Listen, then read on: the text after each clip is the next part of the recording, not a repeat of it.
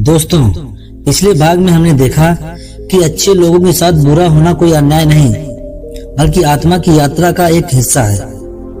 लेकिन अब सवाल यह उठता है, अगर बुद्ध कहते हैं कि जीवन दुख है, तो क्या हमें सिर्फ दुख ही झेलना है? क्या मुक्ति का कोई रास्ता नहीं? एक दिन बुद्ध एक गांव में पहुंचे। लोग उनके पास आए और बोले, भगवान, जीवन में बहुत दुख है, इससे कैसे बचें?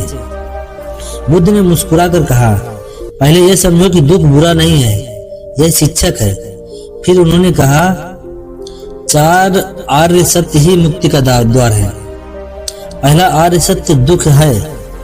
जीवन में जन्म, बुढ़ापा, बीमारी, मृत्यु सब दुख है। यह समझना मुक्ति की शुरुआत है। दूसरा आर्य सत्य दुख का कारण है। यह कारण है तृष्णा यानी लालच, मोह और आसक्ति।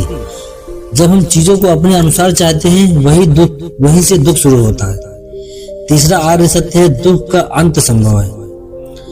अगर हम तृष्णा को समझ लें तो हम उससे मुक्त हो सकते हैं। चौथा आर्य सत्य है मुक्ति का मार्ग। यह मार्ग है अष्टांगिक मार्ग, जिसमें सही दृष्टि, सही कर्म, सही वाणी शामिल है।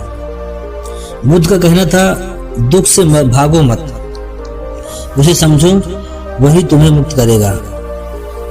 लोग कहते हैं, मैं अच्छा हूं, फिर भी मेरे साथ बुरा क्यों?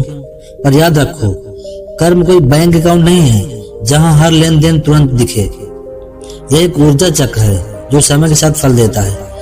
कभी हमारा किया हुआ अच्छा कर्म तुरंत फल देता है और कभी वह किसी दूसरे रूप में लौटता है, संघर्ष, सीख या अनुभव बनकर। बुद्ध ने कहा था, कर्म सिर्फ तुम्हारे बाहर नहीं, तुम्हारे भीतर भी काम करता है।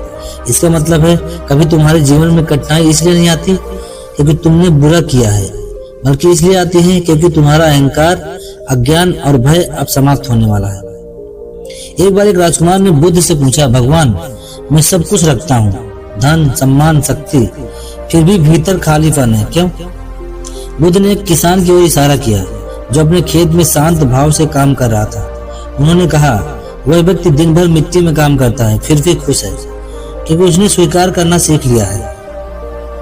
कभी कभी बुरा होना असल में जीवन द्वारा जगाया जाना होता है। राजकुमार को जो बुरा लग रहा था, वही उसकी आत्मा का जागरण था। हम सोचते हैं कि दुख को मिटाना है, पर बुद्ध सिखाते हैं, दुख को स्वीकारो, वह अपने आप मिट जाएगा। स्वीकार करना हार नहीं, यह जागरूकता की शुरुआत है। जब हम कहते हैं, हाँ, यह मेरा दर्द है और मैं इसे देख रहा हूं, तो हम उसके दास नहीं रहते, हम उसके साक्षी बन जाते हैं। तुम्हें अपने भीतर इतना शांत होना होगा कि जब दुख दरवाजा खटखटाए तो तुम कह सको, आओ, मैं तुम्हें समझना चाहता हूँ। यही बुद्ध का मार्ग है। जो अच्छे लोग हैं, उनकी परीक्षा ज्यादा क्यों होती है? क्योंकि जीवन उन्हें गहराई से समझने के लिए चुनता है। साधारण आत्माएं आराम चाहती हैं, पर महान आत्माएं अनुभव चाहती हैं। बुद्ध ने कहा था, जितना बड़ा मनुष्य का हृदय होता है, उतनी ही बड़ी उसकी परीक्षा होती है। इसलिए जब जीवन तुम्हें तोड़ता है, तो समझना वह तुम्हें छोटा नहीं बना रहा, वह तुम्हें तैयार कर रहा है कुछ अद्भुत बनने के लिए।